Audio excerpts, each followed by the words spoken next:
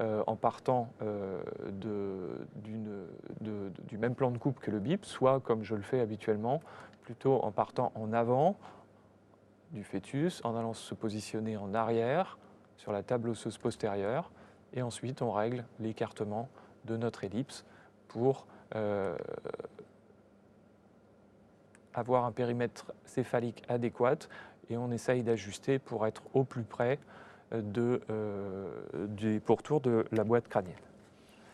Une fois ce temps de biométrie fait, on peut passer à une analyse plus segmentaire du cerveau du fœtus, et donc on va reprendre nos repères anatomiques sur la coupe axiale qui passe au bon niveau. Je vous rappelle cavum en arrière, citerne ambiante, cavum en avant et citerne ambiante en arrière, et on va commencer par une analyse de la ligne médiane qui va commencer à la partie très antérieure du fœtus, puis suivre une direction antéro-postérieure jusqu'à la citerne ambiante.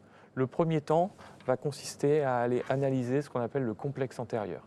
Le complexe antérieur, c'est cet ensemble de structures anatomiques qui comprennent une scissure interhémisphérique, un cavum, des ventricules latéraux avec leurs cornes frontales qu'on voit ici, puis entre cette scissure et ce cavum, on voit qu'il y a une interposition d'une structure qui est le genou du corps calleux, qu'on voit très partiellement sur une coupe axiale, mais qu'on voit beaucoup mieux sur une coupe sagittale, comme on le verra après, même si cette coupe sagittale ne fait pas partie du cahier des charges de l'échographie de dépistage.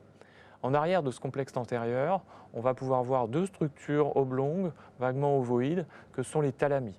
Ces deux thalamies, on voit bien qu'ils sont distincts l'un de l'autre par une structure hyperéchogène linéaire, et ici, une structure avec un petit vide d'écho en son sein, au milieu, qui correspond au troisième ventricule.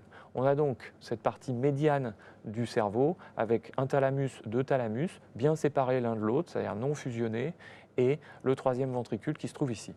En arrière, on va pouvoir visualiser la citerne ambiante avec un aspect globalement triangulaire avec une pointe postérieure.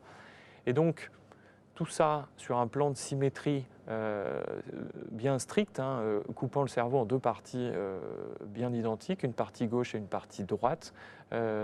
Cette analyse de la ligne médiane constitue le premier temps de l'analyse anatomique du cerveau fœtal.